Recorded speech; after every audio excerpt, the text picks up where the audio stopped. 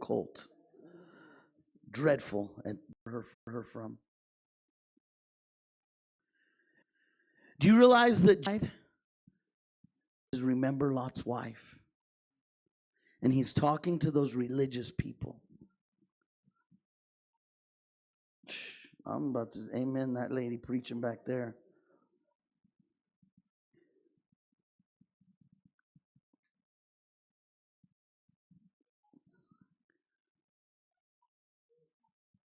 Sons and daughters of the house. You're that. You're the sons and daughters of the house. And I get it. It doesn't all make sense.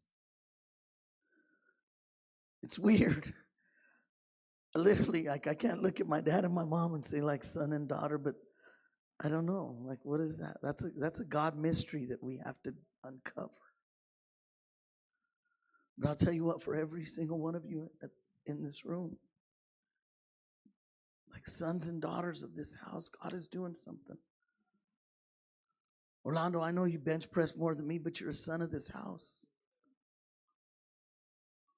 This is what God has called us to.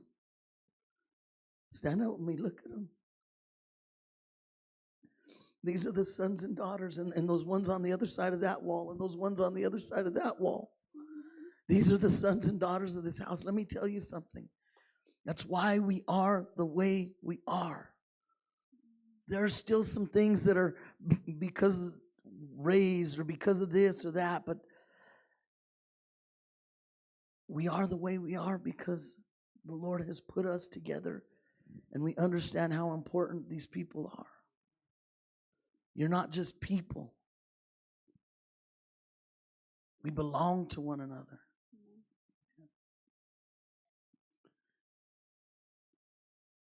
And I think about it very often. What if the last time Monica sees me was what I did on Tuesday night? But I also count on the fact that, you know what I've done in your presence, who I've been in your presence, and who I am in my private time, and that you're going to be here a lot of times. Why? Because you're going to follow the Lord, and you're going to stand boldly, and you're going to make kingdom decisions.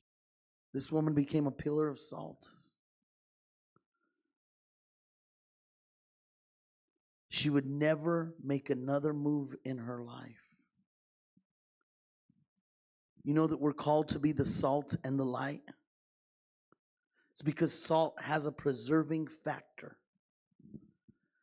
Because salt, as we're called to be it,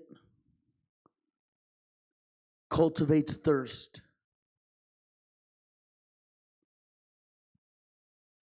But this woman, as salt, would never go anywhere.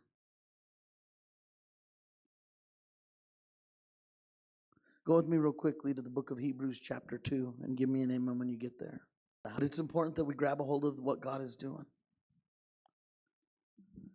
But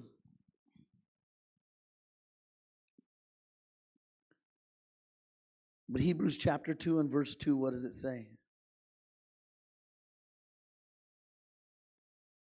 For if the word spoken through angels proved unalterable,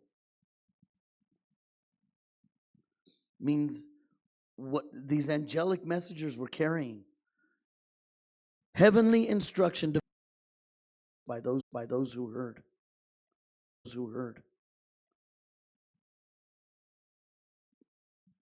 All he looks at is this carnal. All he looks at is what is pleasing to the eye. His uncle is a man of faith. And he had probably learned business through his uncle, Abraham. See him compromise his lot of this world and despise the amazing, the good, the glorious that God has for us.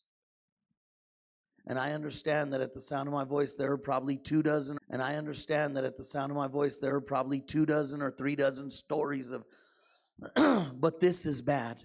I understand that if those troubles and worries and concerns are keeping you from pure and simple devotion to, and let him as a parent, things I had to prioritize. But let me tell you something, I couldn't lay down what this word says.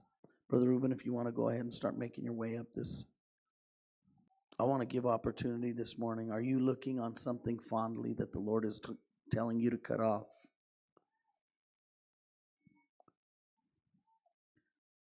All the way back to the Old Testament, Deuteronomy, and in the law, it says not to look to the left nor to the right. And Lot's wife was told not to look back. But when she did, she became a pillar of salt. The thing is, we take our eyes off the Lord when we start looking fondly, or when we allow that deception in, as though something else is greater than God. And so that's what I want to ask you this morning. What is, because many people have it. So I'm going to ask everybody to stand this morning. And we're going to open up this altar.